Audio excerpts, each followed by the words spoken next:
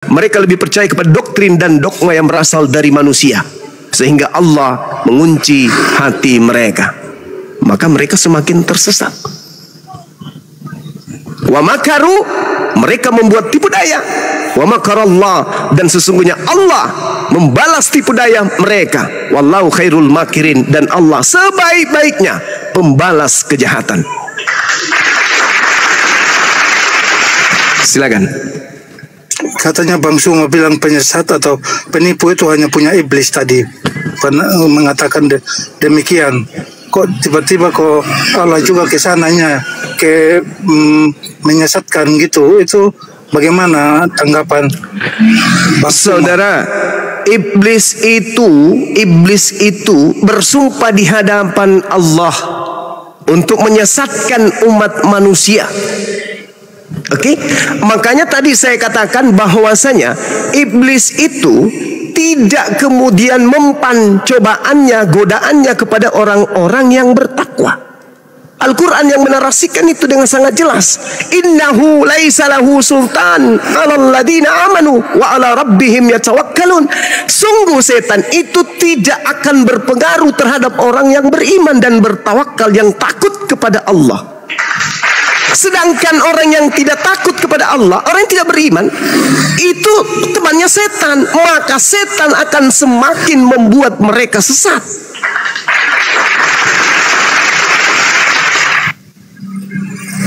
Seperti itu, Bang. Bahkan Yesus pun mengatakan kan, Simon, Simon, iblis telah diberi izin. Untuk apa? Untuk mencobai manusia. Kan itu. Tadi panjang lebar saya membacakan ayat bagaimana kemudian iblis itu jatuh di dalam dosa. Ketika kemudian iblis tidak mau menghormat kepada perintah Allah, dia mengatakan bahwa aku meminta untuk ditangguhkan hidupku. Allah mengatakan silakan. Silakan kalau itu yang kamu mau.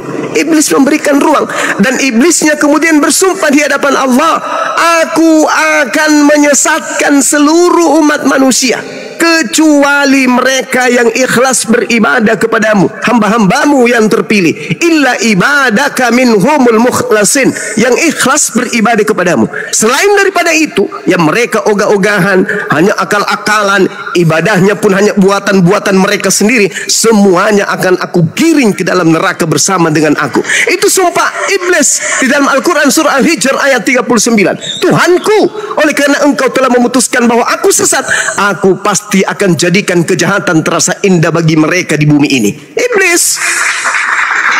Berarti Allah nurut sama iblis. Kok diiakan, disetujui untuk mencobai manusia dan pengikut-pengikutnya? Yes, betul. Kenapa Allah bisa nurut sama iblis? Karena Allah sudah memberikan akal kepada manusia sebagai senjata penangkal iblis. Allah mengutus para nabi dan memberikan kitab suci sebagai penangkal ajaran iblis. Bukan malah mengikuti iblis, apalagi menyembah iblis yang keluar dari kubur. Makanya Al-Quran mengatakan wa qulil haqqu mir rabbikum, kebenaran sudah aku tumpah ruahkan ke atas muka bumi ini dari Tuhanmu. Siapa yang mau beriman silakan beriman, siapa yang mau kafir silakan kafir. Manusia punya kehendak bebas, mau mengikuti setan silakan, mau mengikuti ajaran Tuhan silakan, bebas. Kalau yang mengikuti ajaran setan akan semakin kesetanan. Diizinkan mereka, tidak dilarang. Silakan, kalau mau ikut setan silakan, mau ikut ajaran orang beriman silakan. La ikraha fiddin. Ya, ini lagi ada pertanyaan. Siap. Allahnya orang Yahudi sama Allahnya Bani Arab sama apa tidak? Sama. Jelas sama. Kenapa sama? Tuhannya Bani Israel menyatakan dirinya bahwa akulah Tuhan yang maha suci lagi maha tinggi. Tuhannya umat Islam, akulah Tuhan yang maha suci lagi maha tinggi. Maha suci itu cuma satu, nggak dua. Itu maha suci. Tapi orang-orang pada sekarang ini Yahudi dan nabi-nabi yang terdahulu tidak pernah mengucapkan Allah Subhanahu wa Ta'ala waktu diturunkan firman kepada nabi-nabi dulu.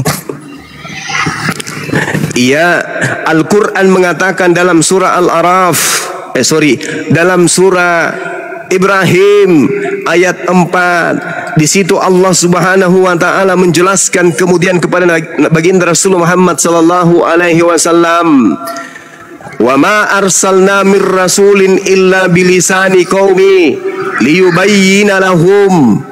Dan aku Tuhan tidak mengutus seorang rasul pun melainkan dengan menggunakan bahasa kaumnya, agar dia dapat memberi penjelasan kepada mereka dengan bahasa yang kupakai untuk untuk berfirman kepada mereka.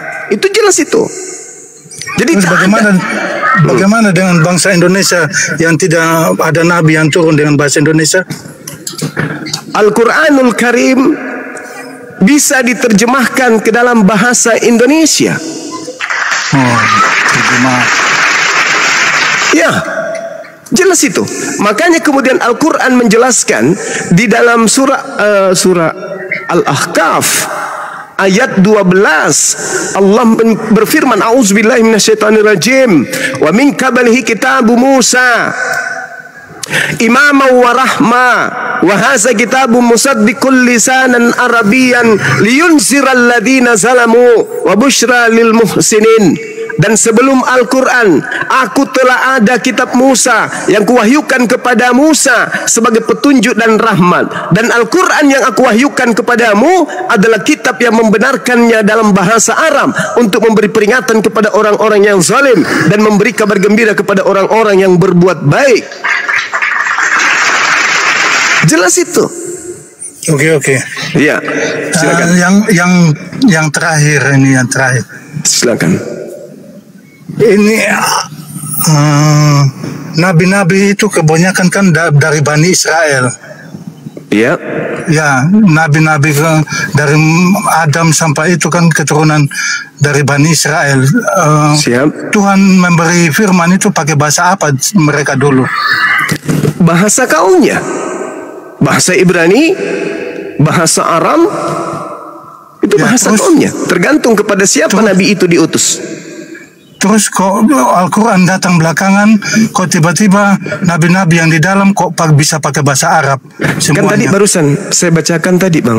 Wa hadza kitabun musaddiqul lisanan arabiyyan liyunziral ladzina zalamu wa busyra lil muhsinin. Dan Al-Quran ini aku wahyukan kepadamu dalam bahasa Arab, membenarkannya kemudian kitab-kitab terdahulu sebagai peringatan pada orang-orang yang zalim. Bukan itu yang dituju saya, Pak Suma.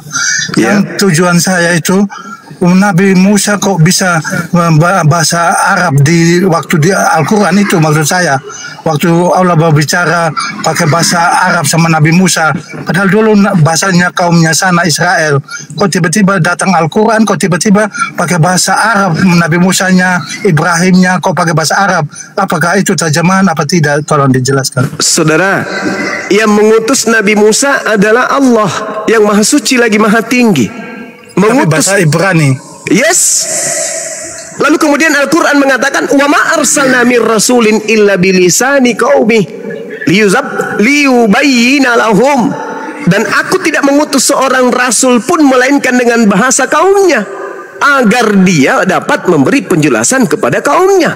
Nabi Musa kaumnya menggunakan bahasa Ibrani, Nabi Musa kemudian dikasih wahyu dalam bahasa Ibrani.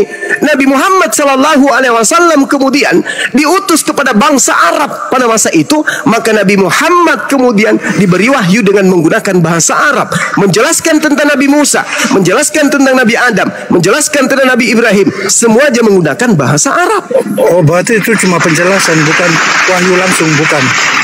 Wahyu yang datang kepada Nabi Muhammad menjelaskan tentang keadaan yang terjadi antara Allah dengan Nabi Musa serta kaumnya Nabi Musa. Iya, berarti cerita. Wahyu yang datang. Bukan ngomong langsung, maksud saya dengan nabi-nabi yang Adam segala macam. Nabi Muhammad tidak bertemu dengan Nabi Musa. Nabi Muhammad hanya menerima wahyu dari Roh Kudus. Bukan dengan Allah. Nabi. Allah dengan Nabi Musa, dengan Nabi Ibrahim, dengan itu maksud saya. Bukan kan Allah cuma menceritakan aja, pakai bahasa Arab. Jadi bukan Allah ngomong langsung dalam itu ada bahasa Arab lagi. Allah menyampaikan risalah keislaman kepada Nabi Muhammad dan mengabarkan berita tentang peristiwa-peristiwa yang terjadi pada masa lampau terkait dengan para nabi. Itu diberitakan oleh Allah. Allah menceritakan kepada Nabi Muhammad, bukan Nabi Israel yang ngomong sendiri sama Allah Subhanahu SWT waktu pakai bahasa Arab. Al-Quran maksud saya. Jadi Allah Subhanahu wa taala mengutus Nabi Musa dengan menggunakan bahasa kaumnya Nabi Musa.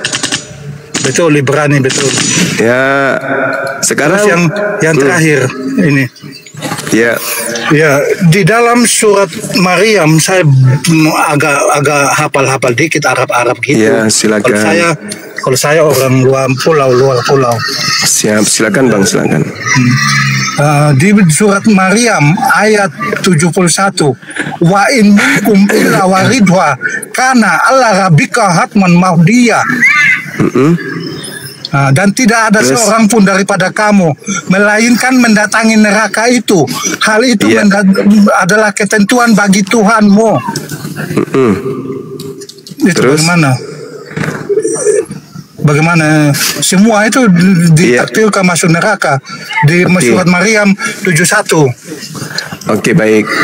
Al-Quranul Karim kemudian menjelaskan di dalam surah An-Nasiyat, Allah Subhanahu wa taala menjelaskan kemudian bahwasanya semua yang memiliki mata itu akan melihat bagaimana neraka itu.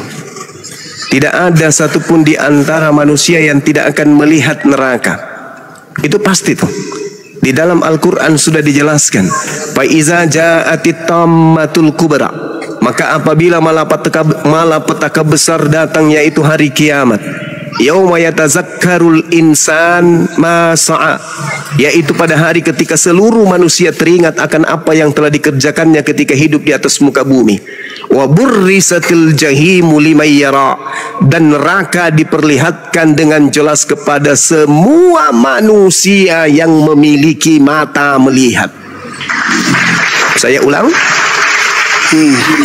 Wa burrisatil jahimu. Semua merasakan neraka istilahnya ya Pak. Melihat neraka, bukan merasakan neraka. Ini mendatangi katanya di ayatnya, mendatangi. Iya, mendatangi berarti melihat. Lalu apa kata Allah? Wa burrisatil jahimu liman yara, dan neraka diperlihatkan dengan jelas kepada semua manusia yang punya mata untuk melihat. Fa amma man tagha, maka adapun orang yang melampaui batas, kafir ketika hidup di dunia, wa atharal hayatad dunya, dan lebih mengutamakan kehidupan dunia, fa innal jahima hiyal ma'wa, maka sungguh nerakalah tempat tinggal mereka.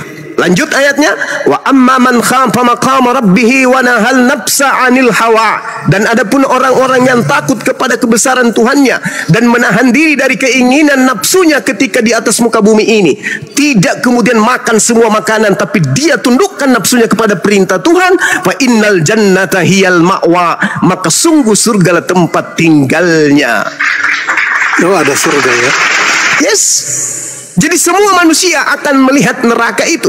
Contoh, Anda coba lihat di dalam Mazmur 66 nomor 12, engkau telah membiarkan orang-orang melintasi kepala kami. Kami telah menempuh api dan air, tetapi engkau telah mengeluarkan kami sehingga bebas. Berarti dicuci dulu istilahnya ya. Bagi yang dicuci, tapi semua orang dicuci atau tidak dicuci, Islam ataupun bukan Islam, semuanya akan melihat neraka. Tapi yang tinggal di neraka adalah orang-orang kafir. Orang-orang beriman kemudian, fa innal jannata hiyal ma'wa, maka sungguh surgalah tempat tinggalnya. Jadi kami akan mengatakan, dadah bro, selamat tinggal, kami lanjut ya. Jangan tinggalkan kami paman. Coba Anda baca Markus 9 nomor 49. Semua orang Kristen akan dikarami dengan api neraka. Coba. Enggak, tapi kan udah ditebus oleh darah Tuhan Yesus. Bagus. Siapa yang ngajarin, Bang? Gimana? Siapa yang ngajarin nebus dosa pakai darah manusia? Ya, itu ada di ayat Alkitab itu. Yang ngajarin, Bang. Karena begitu besar kasih Allah akan dunia ini sehingga dia menganugerahkan anaknya yang tunggal. Barang siapa yang percaya kepadanya tidak binasa, saudara, melainkan memperoleh hidup yang kekal. Mengorbankan atau menganugerahkan? Tadi yang aku baca tadi, Bang. Menganugerahkan, bukan mengorbankan, bukan? Mengaruniakan. Alhamdulillahirabbil alamin. Berarti menganugerahkan, bukan mengorbankan. Nah, pertanyaan saya, siapa yang ngajarin saudara Kristen mengorbankan manusia untuk dosa-dosa? Siapa yang ngajarin itu? Itu masalah pengampunan dosa.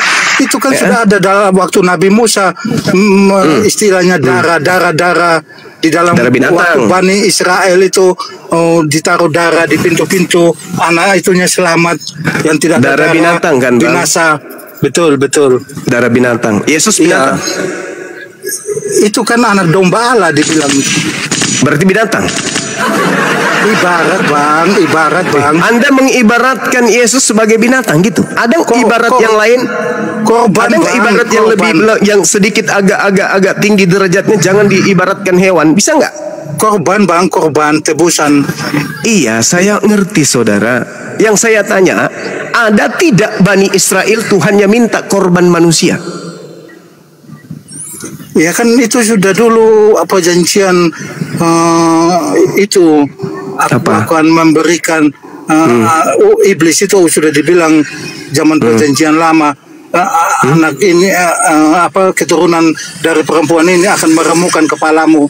Yes, betul itu. Anak perempuan itu kita anggap sepertinya kayak Yesus Kristus. Nah, anak perempuan itu siapa di situ? Anak Maryam atau Yesus? Kok Maryam pula? Di situ berbicara mengenai Adam, Hawa, dan iblis. Kenapa jadinya ke Maryam? Suatu saat itu, Bang, bukan suatu saat, maksudnya suatu saat itu nggak langsung sehari itu, Bang. Sudah di ayat, aku udah hafal ayatnya. Ini terakhir. Tapi kalau Al-Quran tahu. Terakhir ini, Bang, Iya, silakan saudara, silakan. Bang Suma. Siap. Anda dari mana? Makassar. Saya Makassar, Bang. Temannya Yusuf Kala. Iya, betul. Oh, kebetulan beliau letting saya, teman SD dulu. Yusuf Kala. Oh, ya, tahu. Iya, siap. Yang di dalam An-Nisa 45 kayaknya, yang waktu malaikat bertemu sama itu di dalam apa itu, Bang? Di dalam surat An-Nisa 45 kayaknya. Kok dijelaskan di situ? Wallahu a'lamu bi aidiyakum. Apa? An-Nisa berapa? An-Nisa 54 apa 45 itu. Wa kafa billahi waliyan wa kafa billahi nasira. Yang itu ya? Isa bin Maryam wajihan fid dunya wal akhirah. Wow. Ketika berbicara tentang Nabi Isa terkemuka di dunia, dia tidak akan pernah jadi hina terkutuk, Bang. Bukan gitu, Bang. Nggak nyambung. Anda mengambil Nabi Isa manusia yang terkemuka, manusia terhormat. Wajihan itu terhormat. Itu yang kalau cerita masalah kutuk mengutuk itu kita manusia yang terkutuk, Bang. Lah, kenapa pula Anda yang berdosa, orang yang terkemuka di dunia yang jadi korban? Ya itu kasihnya Tuhan, Bang. Di mana Tuhan mengasihi orang-orang berdosa? Di mana dalilnya? Di dalam kebenaran. Di mana dalilnya Tuhan mengasihi pendosa? Bang, tolong jangan potong dulu, Bang. Saudara, di mana Tuhan itu mengasihi pendosa? Tahu itu karena begitu besar kasih Allah akan dunia ini, sehingga Ia mengutus firman-Nya. Jadi firman-Nya yang diutus, Bang. Jadi firman diutus. Firman diutus untuk apa? Untuk jadi hewan. Korban tebusan sebagai darah. Anda menjadikan anak manusia ini jadi hewan, itu ajaran siapa? darah ibarat sama kayak apa? sama kayak Ibrahim mau korbankan anaknya, kan diganti sama domba, Pak. Diganti sama domba. Kenapa kemudian di Anda domba diganti manusia? Kan di dalam Imamat 1 Imamat 1 nomor 2 ajarkan, perintahkan kepada Bani Israel, apabila mereka hendak mengorbankan korban penebus dosa kepada Tuhan, hendaklah mereka mengorbankan hewan ternak, domba, kambing, sapi, lembu. Tidak ada manusia di situ. Jadi Tuhan memerintahkan Bani Israel mempersembahkan hewan, Kristen muncul mempersembahkan manusia. Ibrani 10 nomor 10. Itu di ayat Taurat itu, Bang, itu udah perjanjian Tuhan, Bang. Di Taurat itu. Terus perjanjian siapa mengorbankan manusia kepada siapa? Manusia Tuhan yang menyediakan. Tuhan yang menyediakan itu. Iya, maksud saya, Bang. Maksud saya gini loh, Bang. Yesus ini kalian korbankan dan kalian persembahkan kepada siapa, Bang? Bukan kita yang korbankan. Loh, itu dalilnya jelas kok di dalam kitab Allah. Saudara, coba Ibrani 10 bisa nggak Anda baca? Ibrani 10 bisa nggak Anda baca? Ini cuma HP 1, Bang. Tadi Al-Quran bisa. Itu hafalan, Bang. Aku bisa hafal. Kayak Al-Quran ini surat itu kayak Yesus tidak mati, tidak disalib. Padahal di dalam Al-Quran ada mengatakan wa innahu la ilmu lisaati tamtaruna biha wa tabi'uni hada siratal mustaqim. Jadi kedatangan kedatangan Nabi Isa alaihissalam di dalam Al-Quran itu sebagai pertanda datangnya hari kiamat. Baca Matius 24 nomor 27 dan nomor 30. Surat Asy-Syukur ayat 61 itu. Yes, saya tahu. Saya paham, saya ngerti. Kedatangan Nabi Isa adalah pertanda datangnya hari kiamat. Jadi yang datang kepada Paulus itu bukan Nabi Isa, bukan Yesus. Karena kedatangan Nabi Isa di dalam Asy-Syukur ayat 61 itu sama seperti kedatangan Yesus di dalam Matius 24 nomor 27 dan nomor 30. Lalu yang datang kepada Paulus itu siapa? Yaitu suaranya Tuhan Yesus. Aku Yesus, ngapain kau ngapain kau aniaya aku gitu. Yesus nanti datang sama seperti dalam Al-Quran surah An-Nisa, sama seperti dalam Al-Quran surah As-Zukhruf. Ketika dia datang kemudian itu pertanda detik-detik kiamat. Coba Anda baca Matius 24 tuh, nomor 27, 28, 29, nomor 30, nomor 31, 32. Udah dijelaskan di dalam Alkitab juga, perang di mana-mana, musim kelaparan, itu tandanya Tuhan Yesus akan datang. Sekarang permasalahannya adalah yang datang kepada Paulus itu siapa? Suaranya Tuhan Yesus, Bang. Karena Saulus itu benci. Karena dulu namanya Saulus, benci kepada pengikut Kristus, Bang. Itu kedatangan yang keberapa? Itu kedatangan keberapa? Itu lewat suara doang, Bang. Bukan kan malaikat bilang kamu akan melihat dia akan datang seperti ini kedua kali. Kan gitu, Bang. Yang 500 mata memandang, Bang. Yesus berkata, yang asli berkata akan datang Yesus palsu. Anda tahu itu? Ya, itu antikris, Bang, kalau di dalam firman Tuhan, Bang.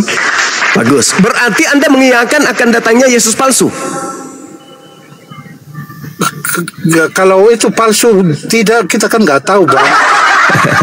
Saudara, yang datang kepada Paulus itu mengaku, akulah hidup, akulah yang telah mati, namun lihatlah aku hidup sampai selama-lamanya, dan aku memegang segala kunci maut dan kerajaan maut. Siapa yang memegang kerajaan maut, Bang? Kalau di Alkitab Tuhan Yesus, Bang. Salah. Dia bilang akulah jalan, akulah kebenaran, akulah kehidupan. I am the life, I am the truth. Ana wa tariq al-hayatu. Yang memegang kerajaan maut itu iblis. Dalilnya akulah pintu.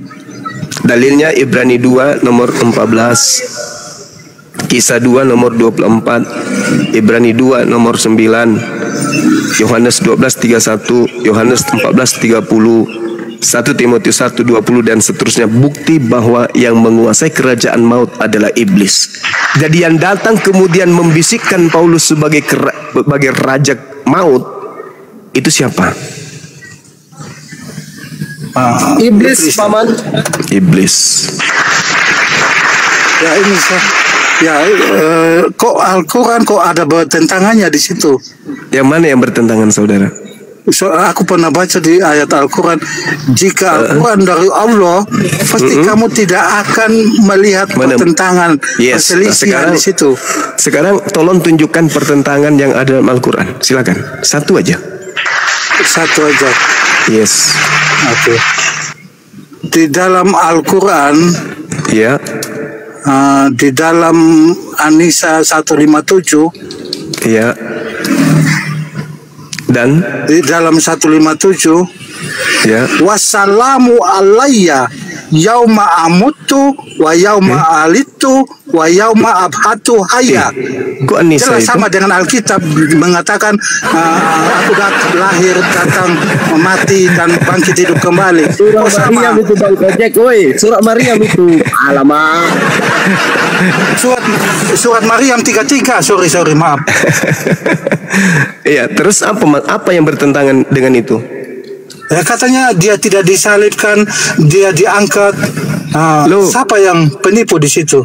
Saudara, surat Maryam yang Anda bawa itu tidak berbicara mengenai penyaliban. Itu ya, pada saat dia masih dalam ayunan, ada lahir, ada mati, ada bangkit. Semua manusia Injil akan mengalami hal yang sama. Anda sama juga akan Anda akan mati, Anda akan lahir, dan Anda akan mati, dan Anda akan dibangkitkan. Sama, itu 3 fase yang Nabi Isa alaihissalam itu sampaikan ke tengah-tengah Bani Israel ketika dia masih bayi di sana. Di situ Nabi Isa menjelaskan bahwa ibuku bukan pesina. Aku ini bukan anak hasil zina. Aku ini adalah orang yang Enggak ada. Gimana? Orang percaya Kristus enggak ada yang bilang Maria itu zina. Cuma orang Farisi dulu, saudara, Farisi. Iya betul. Orang-orang Yahudi mengatakan Maria itu berzina. Yohanes 8, Bang. Iya, itu orang Farisi. Mereka apa pembelaan Yesus? Tahu Taurat tapi tidak melakukan. Apa pembelaan Yesus terhadap tuduhan itu kepada ibunya?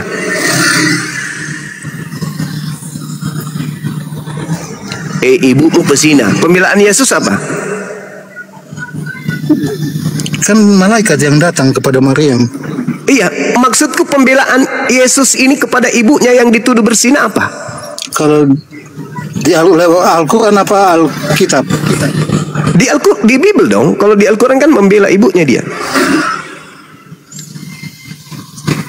Di Alkitab tidak bela-bela gitu. Nah, berarti Yesus tidak membela ibunya pada saat ibunya kemudian dituduh, difitnah sebagai pesina. Tugasnya dia sebagai Tuhan apa sih?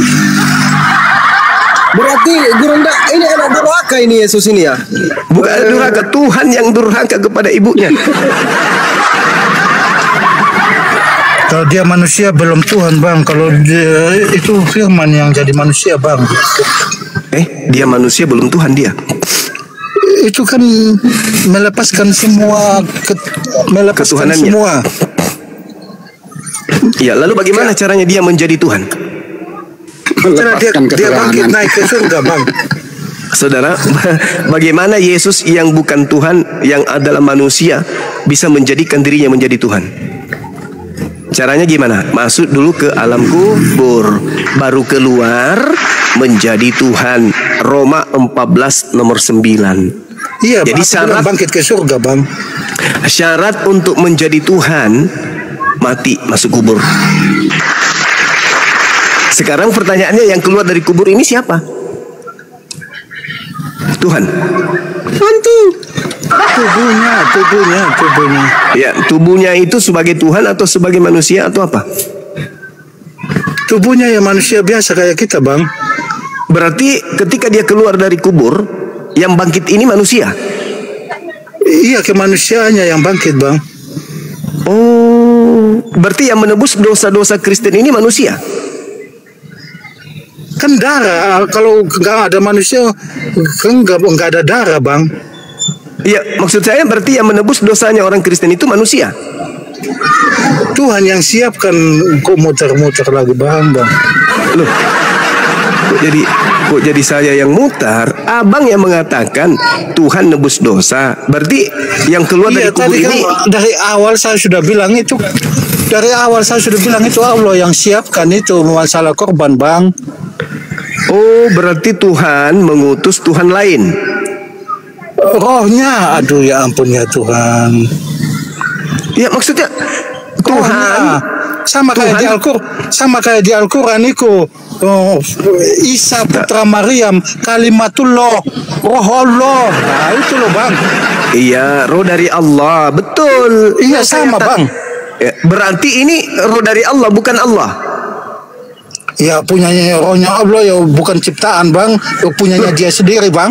Bagaimana ceritanya? Alam semesta ini punya Allah, dan ini alam semesta adalah ciptaan.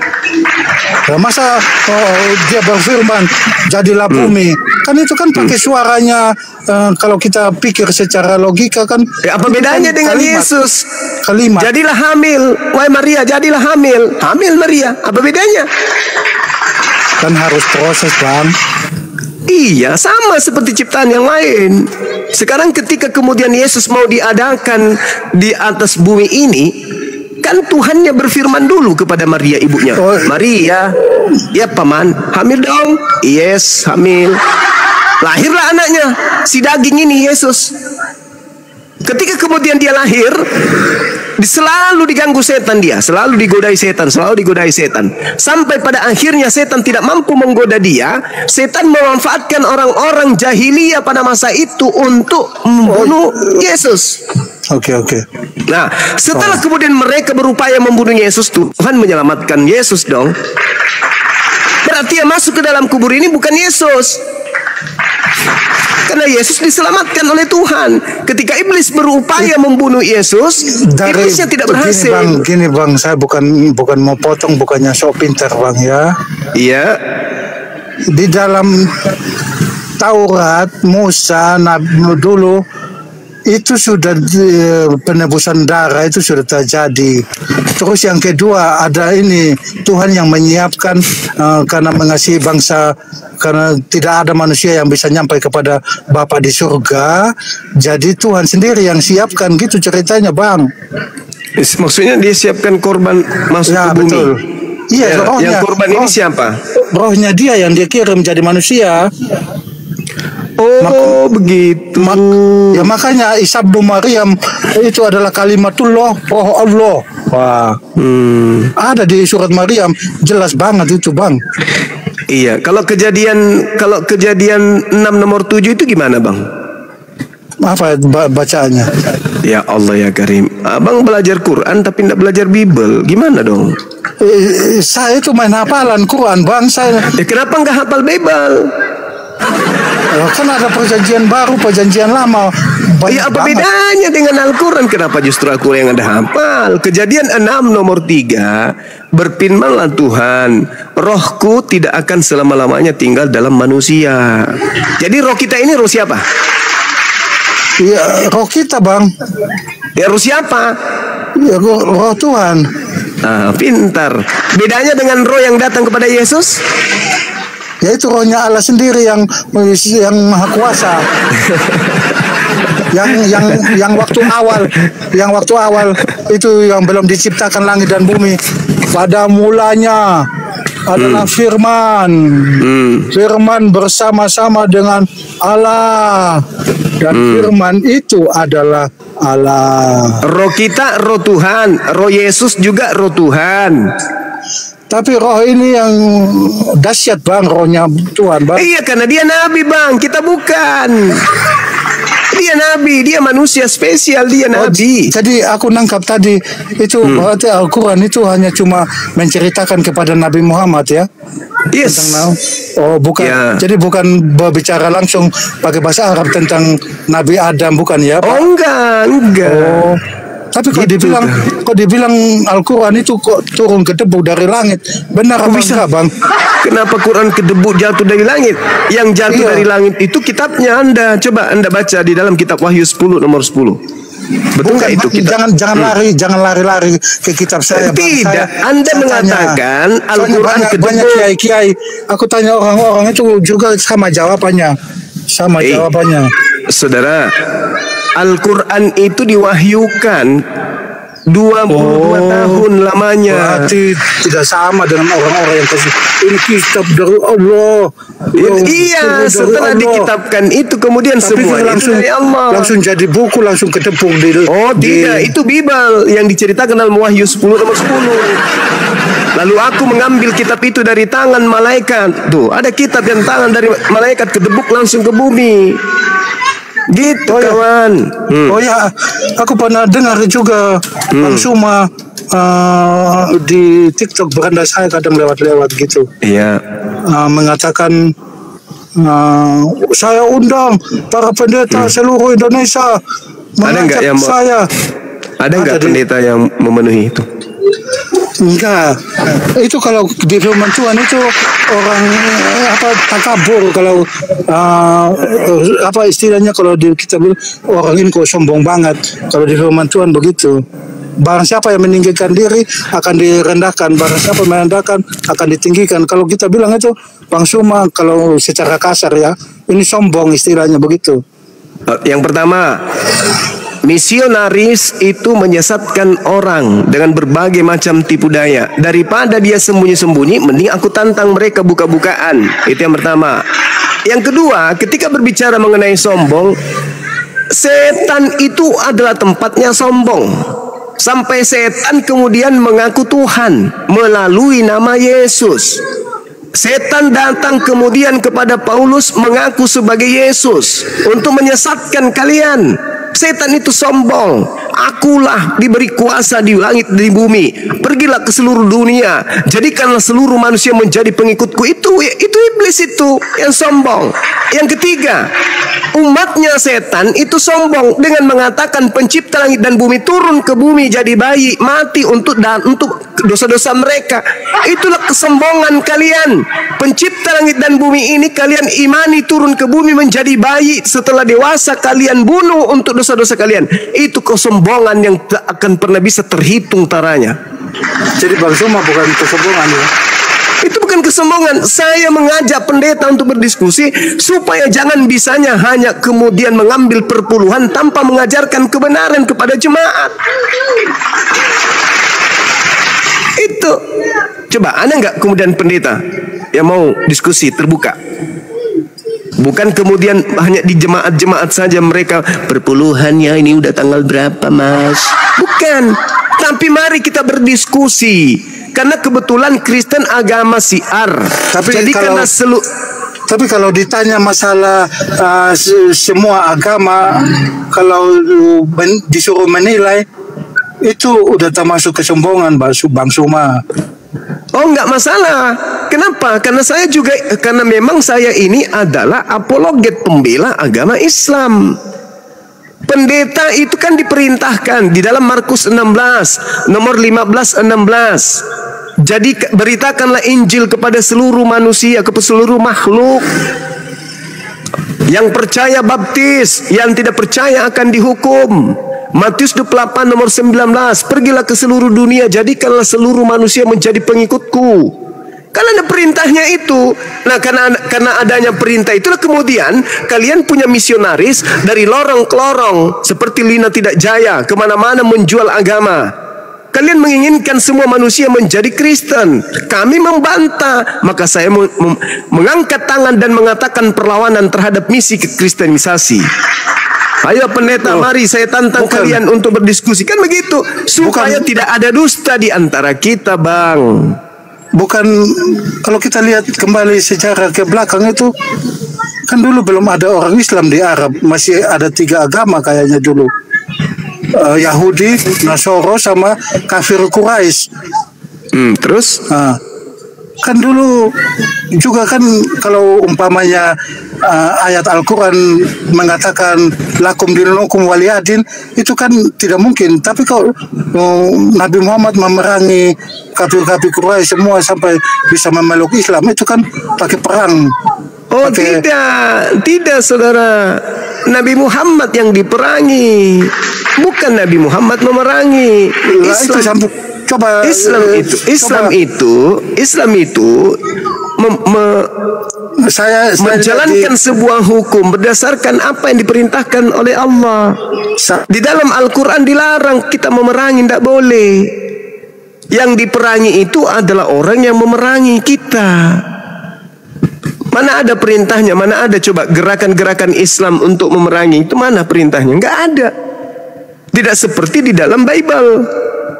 Bible perintahkan dalam Ulangan 20, apabila engkau mendekati sebuah bangsa, sebuah wilayah, apa yang dikatakan sana? Ajaklah mereka berdamai. Dan kalau dia menerima ajakan berdamai, jadikanlah mereka budakmu, jadikanlah mereka pekerja rodi.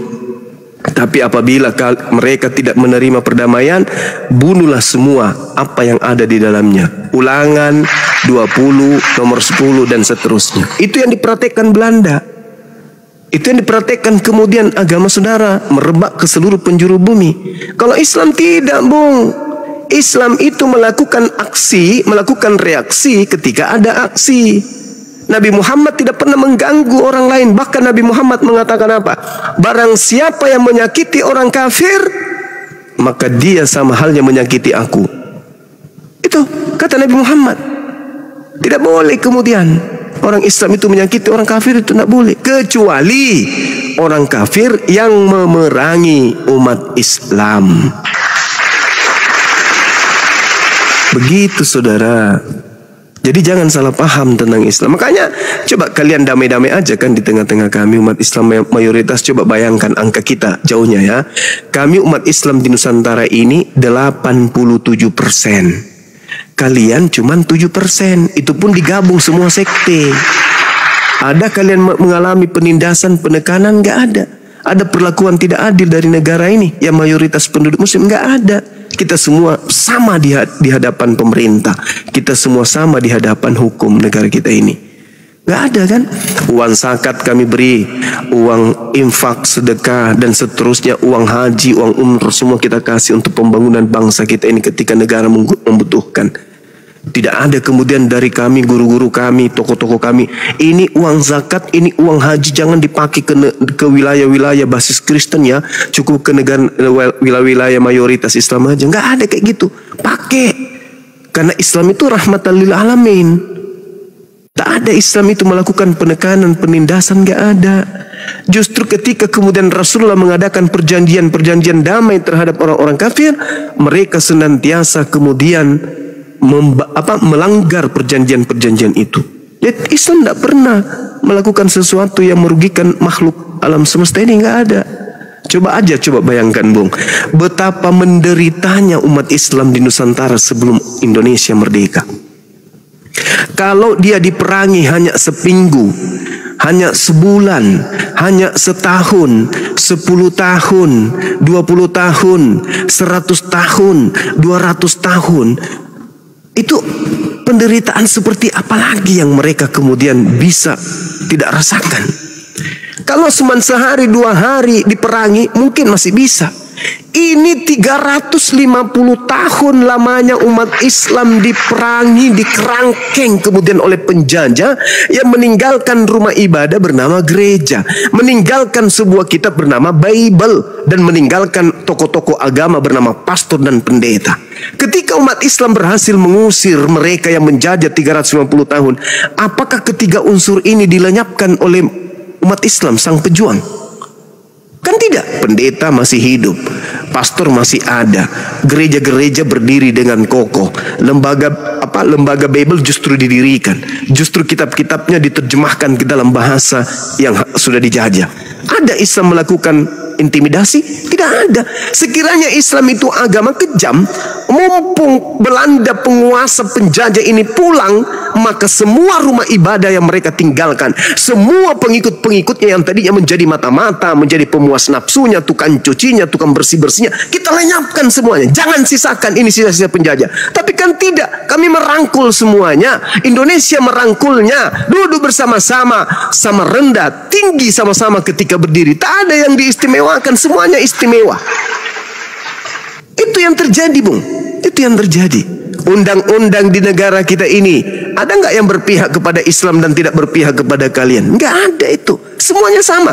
Padahal kalau dipikir ya, pendiri negara kita ini, pemimpin-pemimpin negara kita ini, presiden-presiden kita, gubernur-gubernur kita, menteri-menteri kita, polisi-polisi kita, TNI kita, semua aparatur negara 87% Islam. Kalau Islam itu adalah agama yang bukan rahmat, kalian gak cukup kami bagi, bang. Saya gak kedapatan sedikit pun. Bayangkan saja tuh, cuman 7%, itu pun di dalamnya ada Katolik, ada Protestan. Sedangkan Katolik Protestan tak ada juga keakuratan di dalam keagamaan. Sekte yang satu dengan sekte yang lain juga tidak akur-akur. Berarti kalau dipilah-pilah, Kristen itu cuman, Katolik itu cuman berapa? 3% misalnya. Terus yang Protestan cuman 6% dan berapanya itu? Gak cukup. Tapi karena kami mencintai kedamaian, kami cinta kepada siapapun meskipun beda akidah, maka yang ada kita cuman menyampaikan ud'u ila sabili rabbika bil hikmah. Itu yang terjadi, bang. Tapi coba Anda lihat, di antara mayoritas 87% umat Islam di Indonesia ini, ada nggak yang lari ke luar negeri habis itu menghujat Kristen di Indonesia? Ada nggak? Kalau kalian nih, sang minoritas yang paling merasa tersakiti, yang paling merasa terzolimi nih, ada Saifuddin Ibrahim, ada Dewa Bulan, ada Paul Zhang, ada Edis, siapa lagi? Siapa lagi yang di luar negeri? Semua menghujat. Ada Supiatul, ada Kiamat, semuanya menghina, menghujat Islam. Coba lari ke luar negeri untuk menghina saudara-saudaranya yang ada di Nusantara ini. Lupa kalau dia di sini tanah airnya tumpah darahnya. Lupa. Demi hanya untuk ego agama, menghina agama Islam, keluar meskipun jadi gembel di luar. Yang penting puas nafsunya menghina saudaranya sendiri yang sudah menyediakan hidup yang damai sejahtera di Nusantara ini. Ada nggak dari kami Islam yang kabur ke luar negeri untuk menghina kalian? Nggak ada. Makanya saya sampaikan, wahai pendeta-pendeta, mari kita berdiskusi, mari kita berdialog. Saya tantang kalian, sampaikan kebenaran itu, jangan ada dusta di antara kita. Itu yang saya katakan. Sahabatku Casendang Syukran, itu yang saya uraikan, saudara. Bukannya mau menista dan seterusnya, enggak. Coba Anda naik ke sini baik-baik, pertanyaan-pertanyaan saudara tentang Islam sebisa mungkin saya jawab. Gitu, saudara. Tapi kalau kita masuk di komal-komal Kristen, penghinaannya, Masya Allah, luar biasa. Astagfirullahaladzim. Padahal kalau dipikir kalian minoritas. Halo. Iya, silakan. Ya, kok kalau masalah hina menghina itu, saya pernah dengar juga siapa itu, Rifa itu, Yesus itu ininya kontrolnya 2, bijinya 2. Oh enggak. Tapi dilaporkan enggak itu, soalnya hukum ini dilaporkan tajam, itu, Bang. Tajam ke minoritas, dilaporkan, ke mayoritas. Bang, dilaporkan. Bahkan saya pun dilaporkan, padahal saya korban. Saya yang dilaporkan. Hebat kali, coba. Saya dia sampai dia bilang ini, padahal di surat Maryam ini itu juga Isa putra Maryam anak laki-laki yang suci. Yes, itu dibilang betul. Gitu. Tapi kalau sampai dia ngomong gitu, itu perempuan laknatullah itu loh maksudnya. Tapi Nabi Isa tidak mengajarkan Trinitas, Bang. Jadi saya luruskan dulu. Unirifa itu hanya mengambil ucapan pendeta JJ yang dari Malaysia yang mengatakan bahwasanya Trinitas itu semisal tongkol, 2 biji 1 batang. Itu disampaikan pendeta JJ, dan bukti-bukti itu ada. Kita punya rekamannya, kita punya bukti akuratnya. Pendeta JJ lah yang mengibaratkan bahwa Trinitas itu sama seperti ikan tongkol. Makanya pernah sampai sifatnya kayak gitu. Makanya nabinya bilang banyak manusia perempuan itu penghuni lebih banyak neraka. Soalnya mulutnya tidak bisa dijaga loh, Pak. Bukan begitu maksudnya. Uniripa ini punya titik gini, punya gini kawin, Yesus kawin. Itu adalah ucapan-ucapan di dalam dari Alkitab itu cuma itu kiasan. Pak Kojek, dengarkan dulu. Itu ucapan dari pendeta JJ, Bang.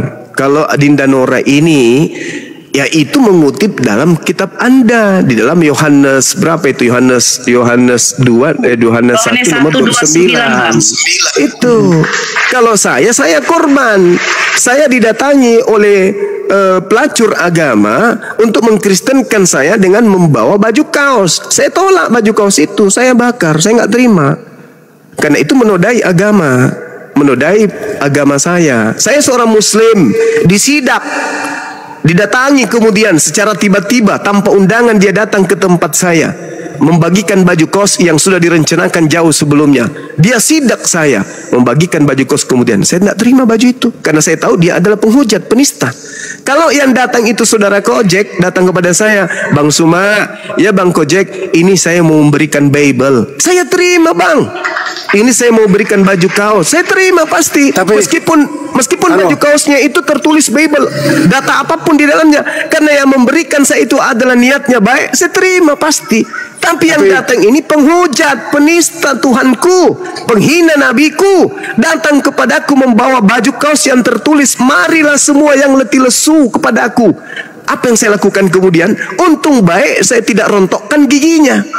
Untung saja cuman bajunya yang saya habiskan. Andai saja negara ini bukan negara hukum, begitu dia datang dan anak-anak melaporkan, Bang, ada si Lina Tidak Jaya di depan, ku habisi dia. Karena dia adalah penghujat, penista yang merusak tatanan kesatuan negara ini.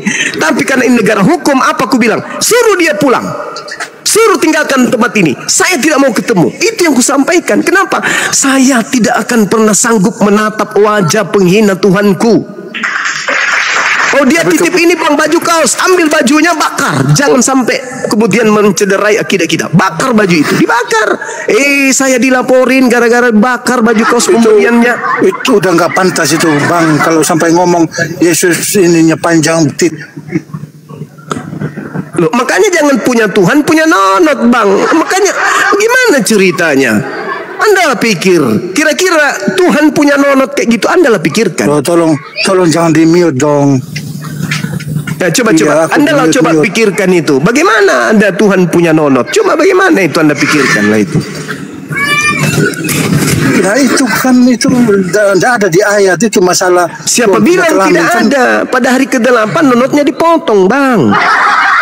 Itu cuma, iya, tapi kan di Alkitab tidak dituliskan begitu. Siapa bilang? Kenapa? Siapa bilang? Di surat Maryam itu Isa putra Maryam. Itu beda Yesus dengan Nabi Isa, yang disama-samakan, Bang. Yang suci soalnya. Ya, kalau suci berarti dia bukan yang bangkit keluar dari kubur. Beda berarti. Karena yang keluar dari kubur itu adalah orang terkutuk. Ya udah. Ya udah, Bang. Udah, Oke, Bang. Sampai masih dilapor, saya rasa tidak mungkin ditangkap. Soalnya kenal sama pejabat-pejabat, saya rasa demikian. Terima kasih, saudara. Bukan karena kenal dengan pejabat, saudara. Apalagi Yusuf Kala CS-nya sampean. Oke. Itu teman SD, Bang. Teman SD. Bukan karena saya kenal dengan pejabat, terima kasih, saudara. Karena memang yang pantas ditangkap itu Lina Tidak Jaya. Ya, makasih, saudara. Yang pantas dilaporkan dan dipenjara itu Lina Tidak Jaya, karena dia menodai SK2 Menteri. Dia datang mencederai akidah orang dengan datang membawa baju kaos yang isinya adalah isi Bible, dan itu direncanakan, bahkan ada pitinya. Sidak, aku sidak Suma, aku sudah sidak Suma, dan aku siapkan 4 kaos untuk 4 orang. Berarti kejahatan yang dia lakukan sudah terencana. Nanti kita lihat. Kalau sampai ini terus berkembang, tengoklah, kalian yang minta, bukan Bang Suma yang minta, kalian yang minta. Bagaimana mungkin Anda datang ke rumah saya membawa bom, lalu bomnya saya tolak, bomnya saya jinakkan dengan saya bakar, lalu kemudian karena bom itu saya bakar, Anda lapor saya ke polisi. Polisinya nangkap saya. Hah? Wow, keren. Ada polisi menangkap korban. Biasanya yang ditangkap itu pelaku. Ini korban yang mau ditangkap. Indonesia tidak buta, Bung. Indonesia tidak buta. Masih banyak pakar-pakar hukum yang masih sehat otaknya. Tidak sama seperti Dogman. Otaknya rusak, sengklek. karena benci kepada personal, sehingga dia mengait-ngaitkan agama. Seakan-akan aku penista agama, dia nistakan agamaku. Hei, bukan karena aku menista agamamu sampai kau laporkan aku, tapi karena kau ingin pansos, kau ingin dikenal, kau ingin tenar dengan menggunakan nama Bang Suma. Kau siapa? Hah? Kau siapa? Tidak ada orang yang pernah mengenal kau. Tapi begitu kau pakai nama Bang Suma, kemudian mengangkat engkau punya nama, terkenallah kau. Tapi hanya Islam bodoh yang mau menggunakan jasa-jasamu sebagai pengacara, setelah mereka tahu bahwa kamu itu melaporkan Bang Suma karena benci kepada Islam. Hari Natal kamu bakar babi bersama dengan orang yang katanya Islam. Itu penistaan terhadap umat Islam. Kau bikin piti, kau berbicara kemudian di dalam, bahkan kau joget-joget bersama dengan temanmu menggunakan hijab Islam sambil menyanyi lagu rohani. Itu penistaan Islam. Di saat engkau sedang melaporkan dugaan penistaan terhadap agamamu, justru kamu mewakili agamamu dengan melakukan penistaan-penistaan terhadap Islam. Kau berjoget ria dengan lagu yang sudah kau rencanakan, gambar di belakangnya adalah gambar Ka'bah. Kamu berjoget dengan lagu-lagu rohis yang sudah kamu rencanakan, lalu kemudian dengan alasan bahwasanya itu kan Ka'bah punyanya teman saya. Ka'bah bukan punya temanmu, Ka'bah itu punya orang Islam sedunia. Jangan karena temanmu yang punya rumah, temanmu yang punya gambar itu, sehingga kamu enak kali menginjak-injak simbol Islam. Tidak, bukan begitu. Sama halnya ketika saya membeli patung Yesus. Itu patung saya, kan saya yang beli. Saya mau apakan saja yang terserah. Sama berarti dengan baju kaos. Itu baju kaos adalah pemberian. Saya mau bakar juga terserah saya. Sama seperti kau joget-joget depan Ka'bah. Itu adalah simbol yang sangat-sangat dihormati di Islam. Tapi kau rencanakan kemudian berjoget di depannya dengan lagu Kristen yang kau punya dengan sangat bangga. Itu penistaan. Itu penistaan. Malam Natal kamu bakar-bakar babi bersama dengan temanmu yang katanya umat Islam, dan kau pamer di situ seorang Islam ikut serta bakar babi. Itu penistaan. Di saat rekornya kamu sedang melaporkan saya dugaan penistaan, justru kamu secara berlapis dan sengaja melakukan penistaan terhadap umat Islam, dan semua data-data itu sudah tersimpan rapi, dosmen. Hanya Islam yang tidak paham tentang kau itu siapa yang masih mau menggunakan jasamu. Hanya umat Islam yang tidak paham. Dan nanti ada saatnya saya akan berseru kepada seluruh umat Islam untuk jangan menggunakan jasa si dokmen. Masih banyak pengacara-pengacara kita yang Islam, yang seakidah, yang tidak kemudian merendahkan Islam. Si dokmen ini jelas-jelas sudah menistakan Islam. Setiap pitinya pasti ada terkait dengan agamanya. Setiap pitinya pasti ada terkait dengan keyakinannya. Artinya sebelumnya dia tidak pernah melakukan kemudian posting-posting tentang agamanya. Begitu dia melaporkan pembela Islam, dia angkat Islam kekristenannya. Dia mengangkat bahwa dia adalah aktivis gereja. Dia mengangkat bahwa dirinya ada orang Kristiani yang taat dan seterusnya. Itu bukti bahwa kamu sedang menancapkan jurang peperangan antara Islam. Kamu nggak sadar itu. Kamu nggak sadar. Umat Islam mengenal Bang Suma sebagai pembela akidah Islam.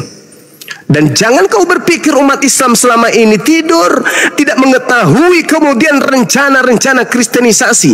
Jangan kau pikir umat Islam itu tidak melihat bagaimana misionaris dari lorong ke lorong memurtadkan orang. Jangan kau pikir kami umat Islam tidak tahu lembaga-lembaga STT-STT yang ada menistakan agama kami, menistakan Tuhan kami, sehingga muncul para apologet Islam membela akidah. Jangan kau pikir umat Islam membiarkan mereka tercederai sedikit pun. Oke? Jangan kau bangga karena kau tidak mewakili Kristen, dokmen. Kau mewakili dirimu sendiri. Kau mewakili dirimu sendiri karena nafsu, keinginan tenarmu dan keinginan pansosmu. Biar kau dikenali Indonesia bahwa kau ahli tari. Biar kau dikenal oleh rakyat Indonesia bahwa kau ahli joget. Biar orang tahu bahwa kau itu adalah ahli tripping. Itu kan yang kau mau? Oke? Kamu seorang diri kemudian ingin mematahkan cahaya dinul Islam, Tidak mungkin. Itu jaminan dari Tuhanku. Tuhanku mengatakan semakin kuat engkau berjuang menghabiskan yang kau punya untuk memadamkan cahaya Islam, orang makin ramai bersyahadat. Semakin kuat engkau berupaya memadamkan cahaya Islam, semakin ramai orang melakukan prosesi syahadatain. Siapa kau? Siapa kau? Hanya seorang pemakan babi yang tidak bisa apa-apain dalam agamamu. Tidak ada perlakuanmu membela agamamu. Masih mending mereka yang siang malam kemudian berdebat dengan kami membela akidahnya. Lu, kamu apa? Kamu siapa selama ini kok tiba-tiba muncul mau melaporkan, bukan lagi mau melaporkan kami. Lu siapa rupanya? Lu siapa? Kamu mengangkat semua orang-orang yang menurut kamu itu bisa mencederai kemudian mengurangi angka jumlah penduduk pemeluk agamamu. Orang-orang itu berakal sehat. Mereka orang berakal yang tidak mau dibodohi sama sepertimu. Mereka berpikirlah ini yang disampaikan umat Islam kok rasional, masuk akal, sehingga mereka meninggalkan agama itu. Toh kami tidak memaksa, toh kami tidak lari lorong ke lorong, toh kami tidak menggunakan atribut Kristen. Kami apa adanya, kami sampaikan yang hak itu hak, yang batil itu batil. Kami tidak perlu kemudian melakukan cara-cara licik, cara-cara nyamar-nyamar. Kami tidak perlu pakai prinsip seperti domba padahal serigala, nggak perlu. Tidak perlu. Kami sampaikan apa adanya. Yang mau beriman silakan beriman, yang mau kafir tetap kafir seperti Dokman silakan.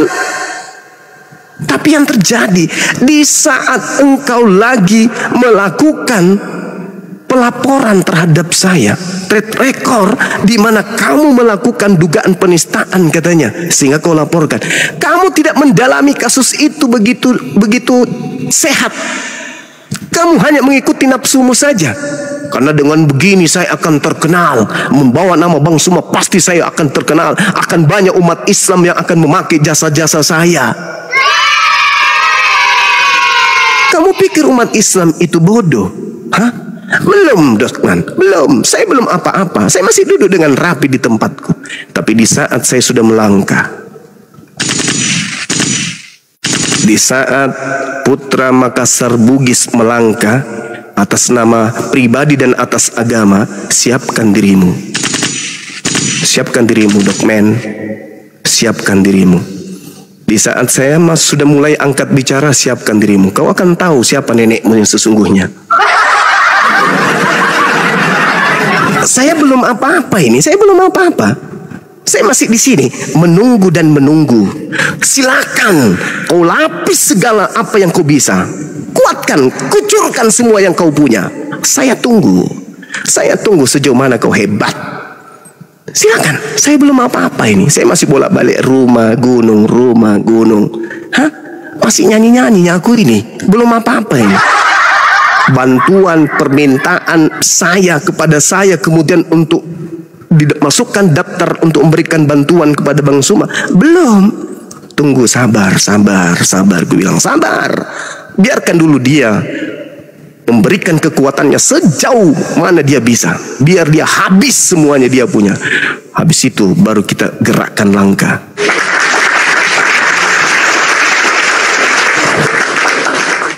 Sedangkan saudaramu yang umat Kristen aja sudah mulai japri saya. Ayo.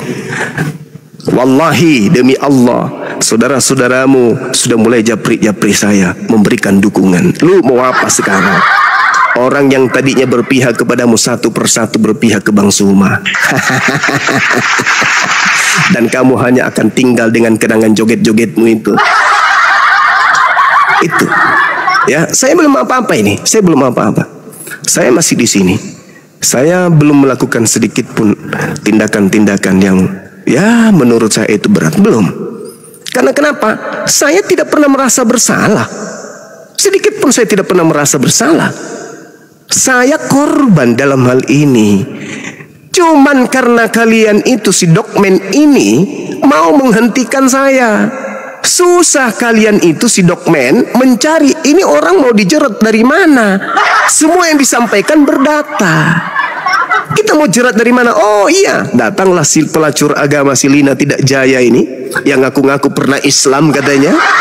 Cuman 2 bulan tapinya dia Islam, masuk kemudian dari kafir menjadi Islam 2 bulan hanya untuk ada tanda-tanda bahwa dia pernah mu'alaf, lalu keluar kembali menjalankan misi. Itulah dijual kemana-mana. Itu dijual kemana-mana. Saya ini dulu Islam loh, saya ingin Islam. Berapa puluh tahun kau di Islam? 2 bulan. Baca Iqra 1 aja belum bisa. Nah itu datang menjadi saksi, padahal dia pelaku. Kan lucu. Siapa jadi saksi pelaporan Bang Suma? Pelaku. Lucu kan? Kemudian saksi yang kedua si Panjol. Sekarang di mana-mana dia naik di Komal.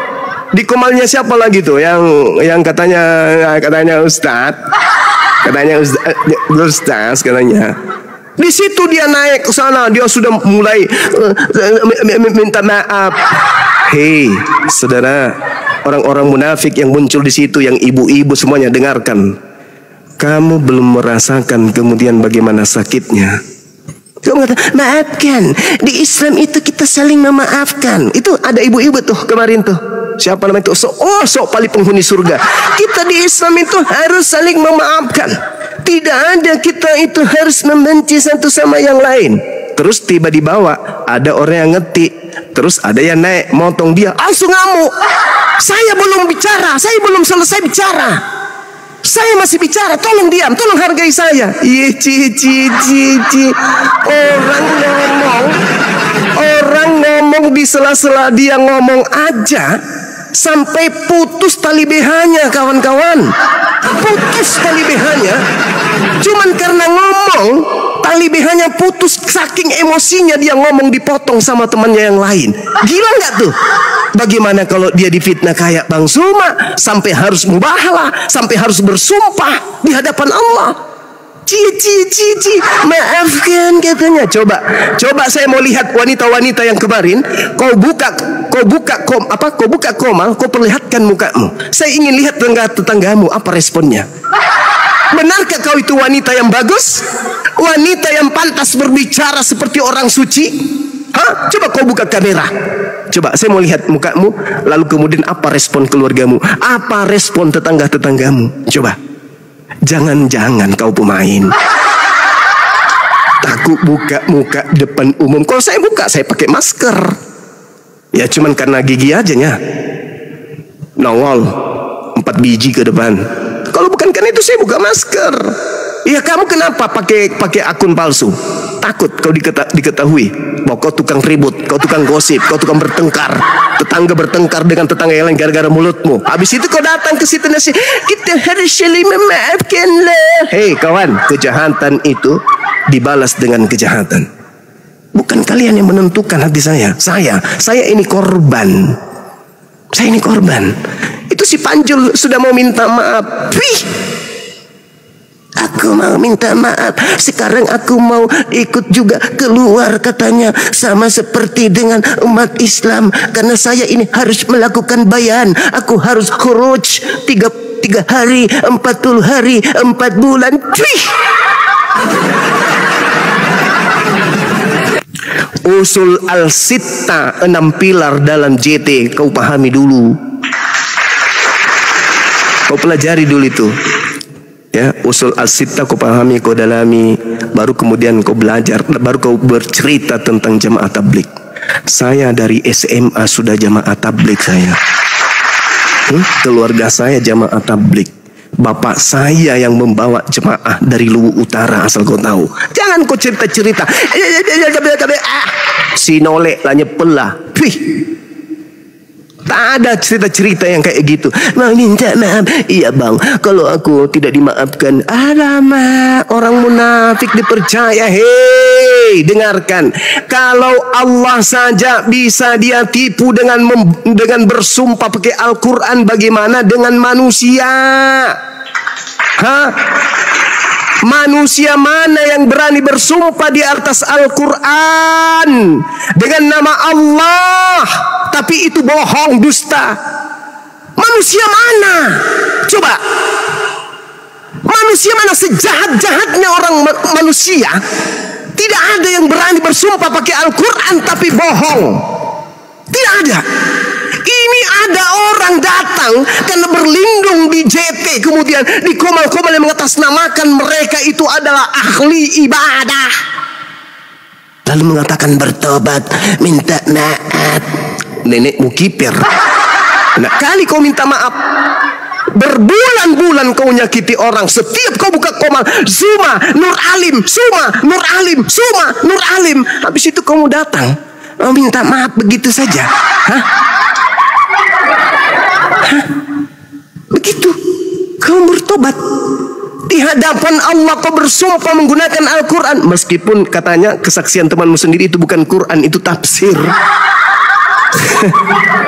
Kau bertobat begitu, Tuhan aja kau bohongi.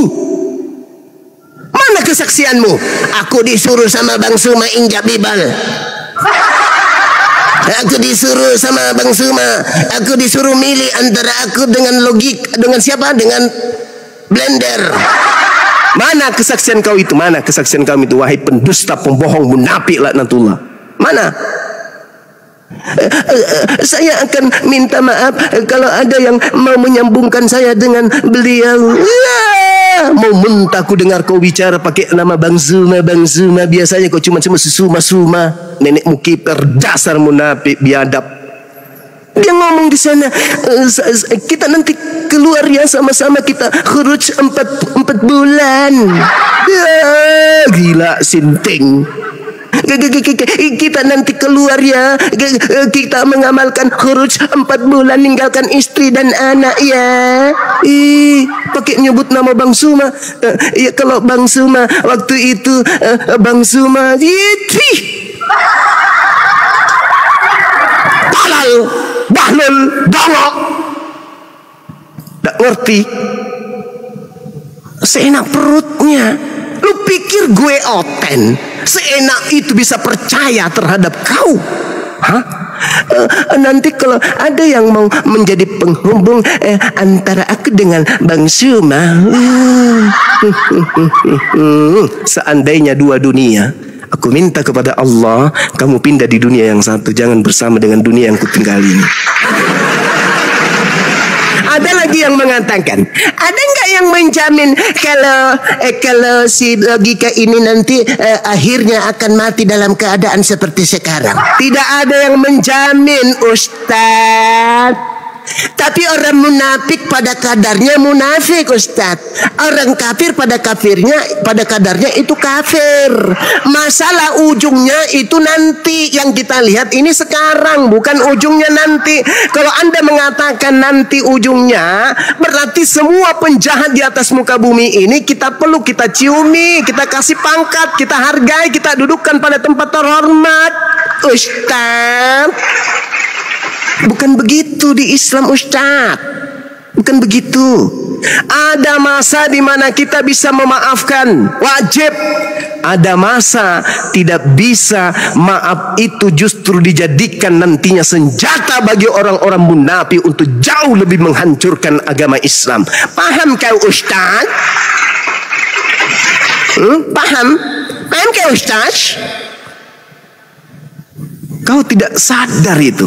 Orang munafik ini hanya mau menjadikan kendaraan itu, kendaraan yang ada sebagai tunggangan minta perlindungan. Kalian belum kenal siapa sila gocrot itu. Kalian tidak kenal. Kalau istri almarhumah saja yang tidak ada sedikit pun kemudian masalah dalam hidupnya yang bisa diketahui oleh siapapun di luar daripada keluarga kami, dia bawa-bawa. Lalu dusta apa lagi yang akan dia sembunyikan dalam dirinya orang kayak begitu? Hah? Allah Subhanahu wa ta'ala, dia bersumpah di hadapan Allah dengan kitab suci. Walaupun itu bukan Al-Quran, tapi dia mengatasnamakan Al-Quran. Ya Rabb, ini orang minta maaf. Hah? Bisa aja saya maafkan, bisa saja saya maafkan. Tapi setelah itu